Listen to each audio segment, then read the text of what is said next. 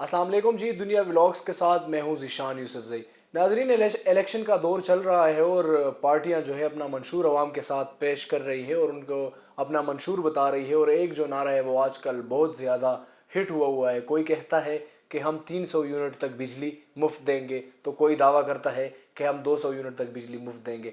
आज इस व्लॉग में मैं आपको बताऊंगा कि क्या ये नारा सिर्फ सियासी नारा है या ये काबिल अमल मंसूबा भी हो सकता है। सबसे पहले ये मुख्तलिफ सवालात के जवाब मैं दूंगा इस व्लॉग में, लेकिन सबसे पहले मैं आपको बताना चलूँ कि पावर सेक्टर को इस नहज पर पहुंचाया किसने। पावर सेक्टर का सबसे मसला, जो बड़ा मसला है, वो गर्दिशी कर्जा है, जिसकी वजह से आपकी और मेरी बिजली जो है वो महंगी होती जा रही है और हुकूमत के पास कोई चारा नहीं है। वो है सर्कुलर डेट। अब सर्कुलर डेट शुरू कहाँ से हो गया और कैसे शुरू हुआ? 1994 में जब मोहतरमा बेनज़ीर भुट्टो की हुकूमत थी तो उस वक्त पाकिस्तान में एनर्जी क्राइसिस था और उन्होंने मुआहदे किए और जो पावर प्लांट्स है वो पाकिस्तान में इंस्टॉल किए। लेकिन जो मुआहदे किए गए उसमें कैपेसिटी पेमेंट्स जैसे बारी शराइत आयद किए गए, और कैपेसिटी पेमेंट वो पैसे हैं जो बिजली बने या ना बने लेकिन कारखानेदार को जाते हैं। फिर पाकिस्तान मुस्लिम लीग नून दावा करती है कि हमने हज़ारों मेगावाट बिजली पाकिस्तान के सिस्टम में ऐड कर दी।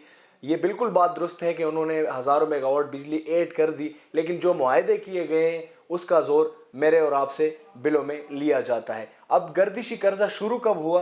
गर्दिशी कर्जे, ये जो गर्दिशी कर्जा नामी बला है, ये 2008 में तकरीबन 400 अरब रुपए था और 2008 में एक अवामी हुकूमत आई और वो अवामी हुकूमत जब 2013 में जा रही थी तो तकरीबन 1600 अरब रुपए तक ये गर्दिशी कर्जा पहुंच चुका था। उसके बाद एक और हुकूमत आई और उन्होंने नारा लगाया कि हम इस गर्दिशी कर्जे को ख़त्म करेंगे। उन्होंने उस गर्दिशी कर्जे को इस तरह ख़त्म किया कि ख़जाने से पैसे लेके IPPs को दिए, लेकिन वो हुकूमत जब जा रही थी तो वही गर्दिशी कर्जा तकरीबन 2000 अरब रुपए पर पहुंच चुका था। उसके बाद एक और हुकूमत आई जो अपना टेन्योर तो मुकम्मल नहीं कर चुकी, और उसके बाद PDM की हुकूमत आई और उनके जाने के बाद ये गर्दिशी कर्जा 2700 अरब रुपए तक पहुंच गया। तो ये तो था कि पावर सेक्टर को इस नहज पर पहुंचाने वाले लोग वही हैं जो आजकल दावा कर रहे हैं कि 300 यूनिट बिजली हम आपको मुफ्त देंगे, और हमजा शहबाज साहब भी कहते हैं कि 200 यूनिट तक बिजली आपको मुफ्त देंगे।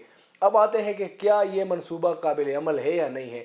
300 यूनिट इस्तेमाल करने वाले वो लोग होते हैं जिनके घर में बल्ब्स, पंखे, फ्रिज और जो रोज़मर्रा की ज़रूरियात होती हैं वो इस्तेमाल करते हैं। लेकिन हुकूमत पाकिस्तान और जो पावर मिनिस्ट्री है उनके मुताबिक जो बिजली के सारिफीन हैं उनमें 51% सारिफीन जो है वो प्रोटेक्टेड सारिफीन है। ये वो सारिफीन है जो 6 माह मुसलसल 200 यूनिट तक बिजली इस्तेमाल कर रहे हैं। तो 51% सारिफीन ये प्रोटेक्टेड हो गए, और 300 यूनिट वाले इस्तेमाल करने वाले नेबरा के आदाद शुमार के मुताबिक तकरीबन 40 लाख घर हैं। ये तमाम सारिफीन, इनको अगर बिजली मुफ्त मिलेगी तो कैसे मिलेगी? 300 यूनिट इस्तेमाल करने वाले सारिफ का बिल तकरीबन बगैर टैक्सेस के 9 से 10 हज़ार रुपये के दरमियान आता है, और अगर टैक्सेस मिलाई जाए तो तकरीबन 15,000 रुपये तक पहुँच जाता है।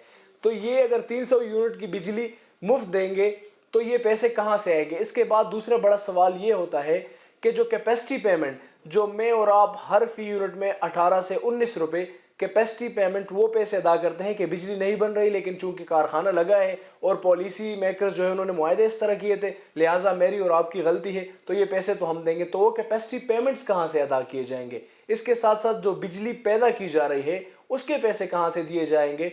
और बिजली जो पाकिस्तान में पैदा की जाती है, इंतहाई महंगी बिजली पैदा की जाती है। अभी गुज़िश्ता महीने भी 42 रुपये फ़ी यूनिट ये पैदावारी लागत है कि डीजल से बिजली बनाई गई।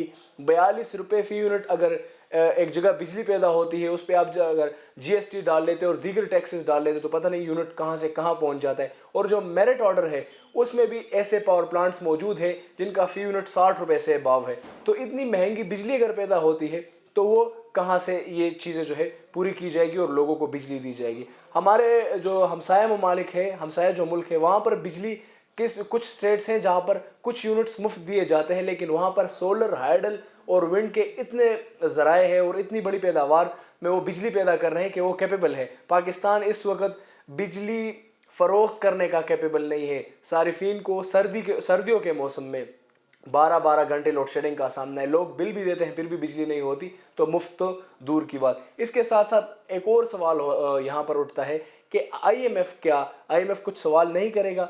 क्या ये 300 यूनिट जो है इसी तरह ही लोगों को देंगे?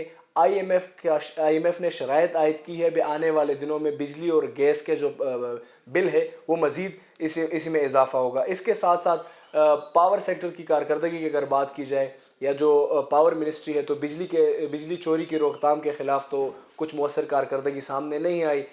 جو پیٹرول چوری ہے اس کے خلاف تو کچھ مؤثر کارکردگی سامنے نہیں آئی. لیکن جو ہمارے پولیٹیشینز ہیں ان کو ہمارے جو بیوروکریسی ہے وہ اسی طرح گائیڈ کرتی ہے اور پھر وہ آ کے عوام میں نعرہ لگاتی ہے. چونکہ یہ نعرہ بہت مقبول ہو جاتا ہے اور لوگ ووٹ دیتے ہیں, باقی بعد میں کچھ نہیں ہوتا, تو اس لیے یہ نعرہ لگایا جاتا ہے. اب سوال یہ ہے کہ پاور سیکٹر ٹھیک کیسے ہوگا؟